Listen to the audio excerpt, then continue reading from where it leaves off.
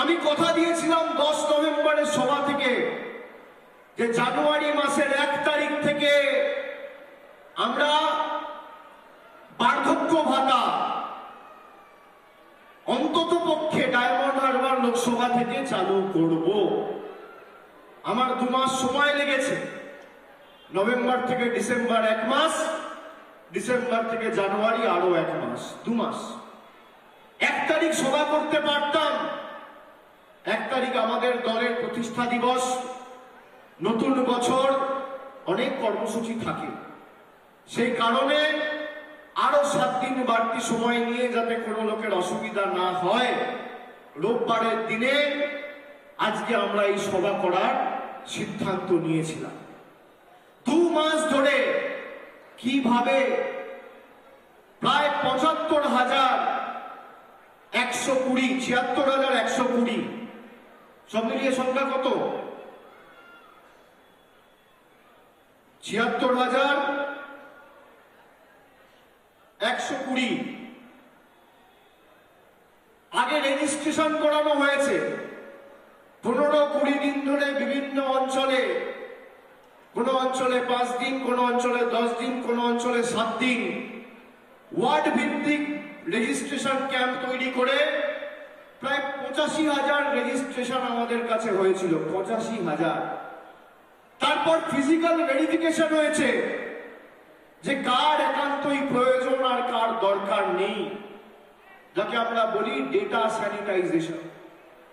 সেই data check করে প্রত্যেকটা বাড়িতে গিয়ে আমাদের প্রায় 15,000, 16,000 ভলেন্টিয়ার, স্বেচ্ছাসেবক কর্মীবৃন্দ তারা বাড়িতে গিয়ে সেই ভেরিফিকেশন করে শেষ পর্যন্ত দেখা গেছে যে 76,120 জন লোক ডায়মন্ড হারবার লোকসভা কেন্দ্রে রয়েছে যাদের সত্যি বার্ধক্য ভাতার প্রয়োজন রয়েছে। এটা বিশাল কর্মযজ্ঞ। 76,120 জন লোকের ব্যাংক অ্যাকাউন্টে কিভাবে সরাসরি ডিবিটি, ডাইরেক্ট ব্যাংক ট্রান্সফারের মাধ্যমে 1,000 টাকা করে মাসিক সহায়তা আমরা পৌঁছে দিতে পারি। এটা একা কারোর পক্ষে সম্ভব না। 5 জন, 10 জন, 15 জন, 20 জন, 100 জন, 200 জন, 500 জন চাইলেই তো আর হলো না। সবাই মিলে এগিয়ে আসতে হবে। আমি আপনাদের অত্যন্ত গর্বের সাথে বলছি যে গত 2 মাস ধরে আমরা এই প্রক্রিয়াটা চালিয়েছি।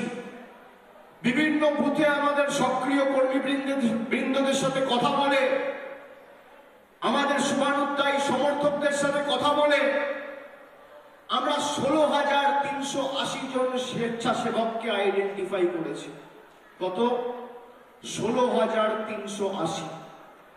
এই 16,380 জন স্বেচ্ছাসেবক 4 জন বা 5 জনের দায়িত্ব নিয়েছে সরাসরি। তারা দায়িত্ব নিয়ে এই 5 জন বয়স্ক মানুষের জীবনে হাসি ফোটাবে এবং তার মাধ্যমে আমরা এই স্বপ্নকে বাস্তবায়িত করতে পেরেছি। অনেক রাজনৈতিক দল অনেক সভা সমিতি করে, আজকেও অনেক দল অনেক সভা সমিতি করছে। রোববারের দুপুর শীতকাল। কিন্তু তৃণমূল কংগ্রেস আর অন্য রাজনৈতিক দলের মধ্যে পার্থক্য কি? অন্য সভা সমিতিতে মানুষ গেছে ভাষণ শুনতে, আর এখানে স্বপ্নকে বাস্তবায়িত হতে দেখতে এসছে। এটাই ডায়মন্ড হারবার মনে। আমরা কথা দিয়ে কথা রাখি।